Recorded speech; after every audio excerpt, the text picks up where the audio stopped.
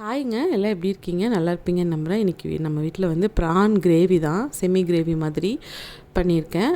அது உங்களோட இறால் கிரேவி. அதை உங்களோட ஷேர் பண்ணிக்கலான்னு சொல்லிட்டு தான் இந்த மாதிரி சூப்பராக செம்ம டேஸ்ட்டில் ஈஸியாக பண்ணுறது எப்படின்னு பார்க்கலாமா? அதுக்கு வந்து ஒரு மிக்ஸி ஜாரில் ஒரு விரல் சைஸில் ஒரு பாதி சின்ன துண்டு ஒரு இஞ்சி எடுத்துக்கலாம். ஒரு 8 பல் பூண்டு, ஒரு 8லேருந்து 10 சின்ன வெங்காயம் போட்டுக்கோங்க. சின்ன வெங்காயம் இல்லைன்னா உங்கள்கிட்ட இல்லை அப்படின்னா அரை பெரிய வெங்காயம் அரைவாசி போட்டுக்கோங்க.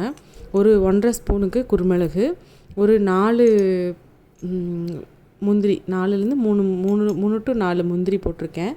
அப்புறம் வந்து சீரகம் வந்து 1 டீஸ்பூனுக்கு சீரகம் போட்டிருக்கேன், அரை டீஸ்பூனுக்கு சோம்பு போட்டிருக்கேன். இதை வந்து இவங்களால எவ்வளோ ஃபைன் பேஸ்ட்டாக அரைக்க முடியுமோ அது மாதிரி அரைச்சிக்கோங்க. ஃபஸ்ட்டு நல்லா அரைச்சிட்டு அதுக்கப்புறம் கொஞ்சம் கொஞ்சமாக தண்ணி சேர்த்து அரைச்சிங்கன்னா உங்களுக்கு அந்த மாதிரி கன்சிஸ்டன்சியில் கிடச்சிரும். சூப்பராக இருக்கும்.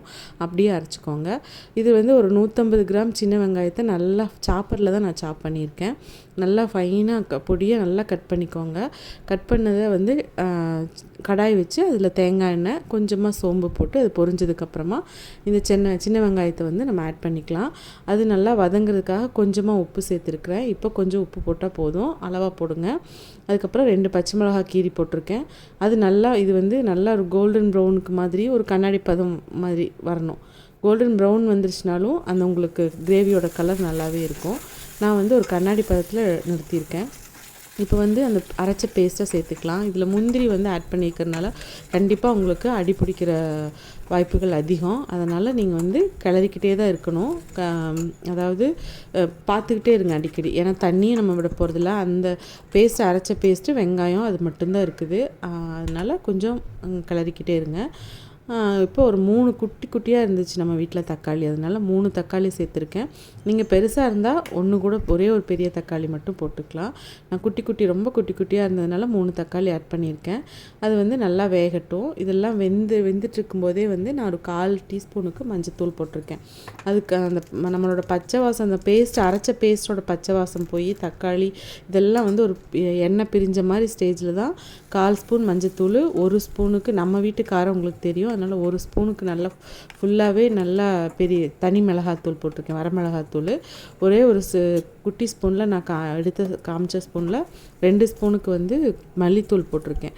இது எல்லாத்தையுமே நல்லா அப்படி கிளறி விட்டே இருந்துருக்கலாம். அது எண்ணெய் பிரியும். அந்த எண்ணெய் பிரிஞ்சு பச்சை வாசம் போயிடுச்சு அப்படிங்கிற ஸ்டேஜில் நான் வந்து 1 கிலோ இறால் வாங்கி க்ளீன் பண்ணதில் எனக்கு ஒரு 1/2 கிலோ அந்த மாதிரி கிடச்சிது. அதை வந்து க்ளீன் பண்ணி உப்பு மஞ்சத்தூள் போட்டு க்ளீன் பண்ணி வச்சுருந்தேன். அதை வந்து இந்த மசாலாவில் சேர்த்துட்டு நல்லா கீழேருந்து கிளறி விடுங்க. ஏன்னா அடி பிடிச்சிரும். அதுக்காக தான் இதை சொல்லிகிட்டே இருக்கேன். நல்லா கிளறி விடுங்க. தண்ணி இப்போ விடுறதில்ல. மசாலெல்லாம் எல்லாமே எல்லா பக்கம் ஈவனாக ஸ்ப்ரெட் ஆகிற மாதிரி நல்லா இது பண்ணிவிட்டு நம்ம மிக்ஸி அந்த பேஸ்ட் அரைச்சோம் இல்லையா, அதில் 1 டம்ளர்லேருந்து 1½ டம்ளர் தண்ணி விட்டு நல்லா அந்த மிக்ஸி ஜாரை கழுவுன தண்ணியை இதில் ஊற்றிக்கலாம். ஊற்றுனாங்கன்னா நான் உங்களுக்கு வந்து அந்த கிரேவியோட பதத்துக்கு வந்து நம்மளுக்கு கிடச்சிரும். இதில் வந்து நான் 1½ டம்ளர் தான் தண்ணி விட்டுருக்கேன். ஏன்னா இறாலில் வந்து கண்டிப்பாக தண்ணி ரிலீஸ் ஆகும். சிக்கன்லாம் எப்படி ரிலீஸ் ஆகுதோ அதே மாதிரி இதிலிருந்தும் ரிலீஸ் ஆகும். உங்களுக்கு மூடி வச்சு எடுக்கும்போதே பார்த்திங்கன்னா உங்களுக்கு தெரியும். இப்போது இந்த கிரேவிக்கு தேவையான உப்பை நான் சேர்த்துருக்குறேன். இதெல்லாம் சேர்த்து நல்லா கிளறி விட்டதுக்கப்புறமா கொஞ்சமாக மூடி வச்சிடலாம். ஆனால் மூடி வச்சுட்டு நம்ம அடிக்கடி இடத்துல ஒரு 2 நிமிஷம் விட்டுட்டு திறந்து பார்க்கணும்.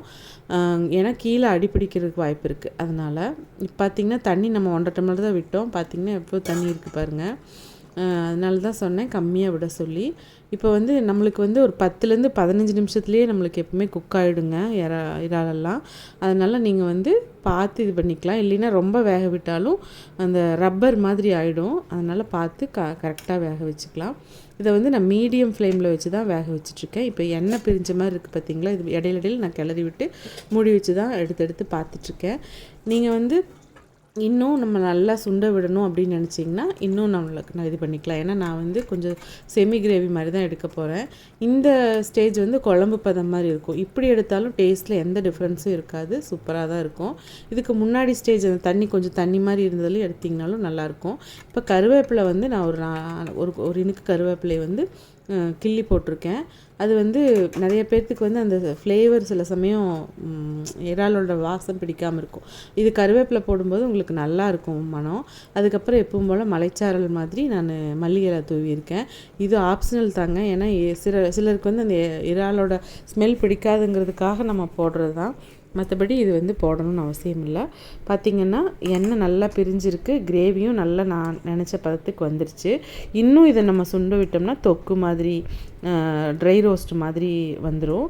நாம் வந்து இது வந்து எனக்கு சாதம், ரொட்டி, சப்பாத்தி, இட்லி, தோசை எல்லாத்துக்கும் சாப்பிட்ணும் ஏதாவதுக்கு வச்சுக்கணும், நைட்டுக்கு டின்னருக்கு கூட யூஸ் பண்ணணும் அப்படிங்கிறதுக்காக தான் நான் இதோட நிறுத்திக்கிட்டேன். கடைசியாக நான் போட்டது வந்து ஒரு 1/2 ஸ்பூனுக்கு வந்து குருமிளகுத்தூள் போட்டிருக்கேன். இது நீங்கள் வந்து போடணுன்னா போட்டுக்கோங்க. ஏற்கனவே காரம் கம்மியாக இருக்குது, அதிகமாக இருக்குது அப்படின்னு நினச்சிங்கன்னா இதை ஸ்கிப் பண்ணிக்கோங்க. நல்லா வெந்துருச்சுங்க. எனக்கு இது வந்து ஒரு 12 நிமிஷம் ஆச்சு இது வேக வைக்கிறதுக்கு. அவ்வளோதான், இது குக் ஆகிடும் உங்களுக்கு. இதை வந்து நம்ம சர்வ் பண்ணிக்கலாம். சாப்பாடு, பப்படம், இந்த இறால் செமி கிரேவி, ப்ரான் கிரேவி வச்சு தான் இன்றைக்கி லஞ்சு.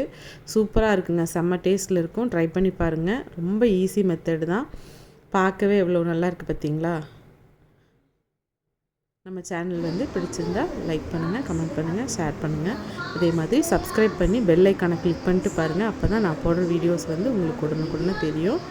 கண்டிப்பாக உங்கள் சப்போர்ட் எனக்கு ரொம்ப முக்கியங்க. சப்போர்ட் பண்ணுங்கள்.